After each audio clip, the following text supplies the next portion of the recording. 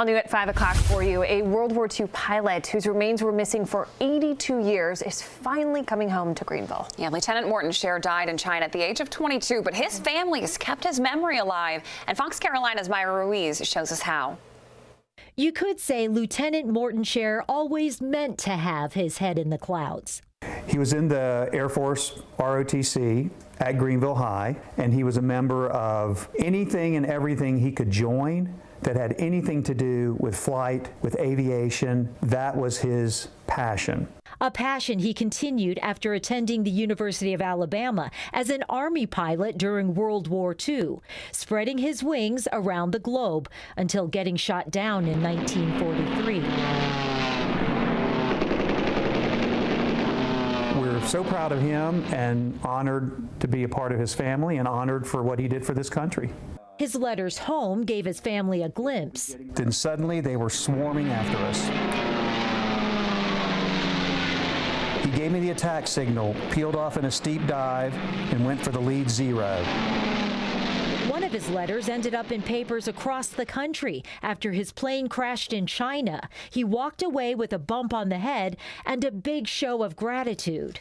Before introducing me, they shot a bunch of firecrackers and then all saluted me in unison. This was quite a demonstration and impressed me very much. Morton's very last letter made it clear he was where he was meant to be. I let another pilot take that instructing job, for I find things too exciting here to leave right now. And the war kept Scher away for good. My dear Mr. Scher, I have just been informed that your son, Morton Scher, was killed in action in the Asiatic area. I hope you will find consolation in the fact that he sacrificed his life in the service of the people of America and the cause of democracy throughout the world.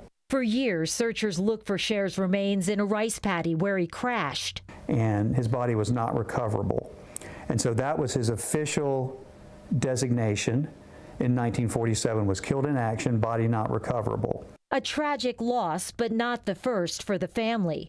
Morton was the eldest son and second of 3 children born to Russian Jewish immigrants David and Anna Scher. Coming here gave my grandfather and my grandmother's children a chance to realize their dream. But Anna never lived to see those dreams. She died giving birth on her 28th birthday. Morton was only 8 at the time. His father later married Celia. And she was mama. She raised the family and took care of those kids. And eventually added another, Carol, born on Morton's 11th birthday, a family that continued to take roots in Greenville in a way that was meant to be, giving the children what was needed to spread their wings. As a parent, you support your child, you support their dream, you support everything that they want to accomplish. On my grandmother's part, on my grandfather's part, Morton died for his country. He died doing the thing he loved to do. Protected by Colonel Chenault's incredible flying tigers. Morton's younger brother Jack never stopped looking or hoping that his brother's remains would return home. When he died at the age of 95 in 2022, he wasn't aware of the efforts underway to identify remains found in the countryside of China. In fact, no one knew until April of this year when Morton's nephew received an email. And initially we were a little skeptical. You know, this is something that comes over your Gmail. And it's like, hey, give us a DNA sample and we'll tell you if your uncle is found. The email came from an agency within the U.S. Department of Defense known as the DPAA. Its mission is to recover and identify the remains of military members who were prisoners of war or missing in action.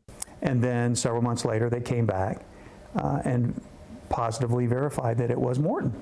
A gift from the U.S. government. It's made me more proud to be an American than ever before, where our country is so dedicated to reuniting people like Morton with their family and bringing them home and bringing them to rest. On December 14th at Beth Israel Cemetery, Morton Scher will be laid to rest exactly 105 years after he came into this world.